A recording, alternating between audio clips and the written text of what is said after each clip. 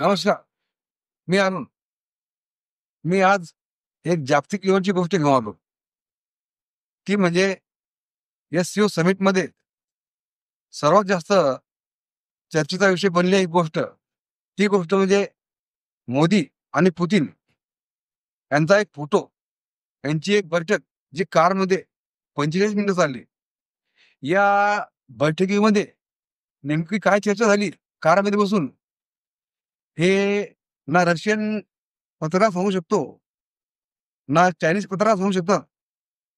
याची आपल्या भारतीय मीडियाला सुद्धा कसल्याही प्रकारची खबर नाही. परंतु या एका फोटोनं, त्या कारमधल्या एका फोटोनं संपूर्ण जगाला विचार करायला भाग पाडलं. हा फोटो बघून संपूर्ण जग या फोटोबद्दल चर्चा करायला लागलं, विचार करायला लागलं, की या दोघांनी कारमध्ये बसून नेमकी चर्चा काय केली. तर चला मित्रांनो बघूया, या फोटोचा जगावर काय परिणाम होईल. कारण जेव्हा भारत आणि रशिया जवळ येतात, तेव्हा जागतिक समीकरण बदलतात. अमेरिका आणि युरोपसाठी हा मोठा धक्का आहे. आतापर्यंत पश्चिम देशांना वाटत होतं रशियाला एकटं पाडलं जाईल. पण मोदी आणि पुतिन या टॉकने स्पष्ट भाषेत दिला आहे, भारत रशियासोबत उभा आहे. म्हणजेच मित्रांनो, या टॉकने असं कळतं की भारत हा रशियासोबत उभा आहे. भारत आणि पुतिन यांच्यात कारमध्ये जो संवाद झाला, तो नेमकं काय झालं हे पण आपण सांगू शकत नाही. परंतु या टॉकचा फायदा असा होईल की याचा भारताला फार मोठा फायदा होणार आहे. मोठा फायदा म्हणजे ऊर्जा क्षेत्रात रशियाकडून भारताला थेट मदत मिळणार. दुसरा फायदा म्हणजे आंतरराष्ट्रीय राजकारणात भारताचं वजन वाढणार.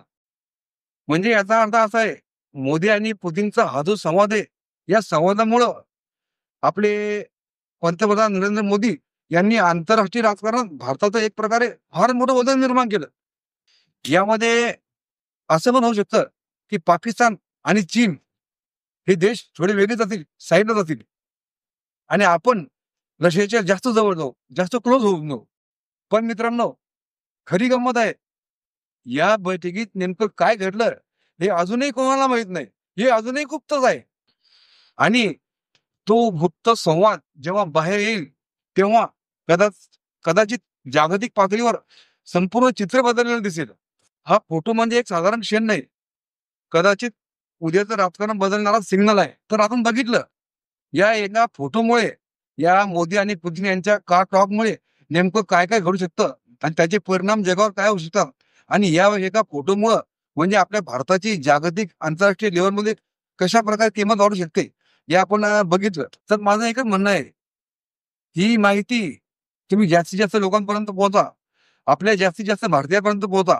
म्हणजे आपल्या सर्व भारतीयांना समजलं पाहिजे, की आपले लाडके पंतप्रधान नरेंद्र मोदी यांनी आंतरराष्ट्रीय राजकारणात आपल्या भारताची किती किंमत वाढवली, हे सर्वांना समजलं पाहिजे. जय हिंद, जय भारत.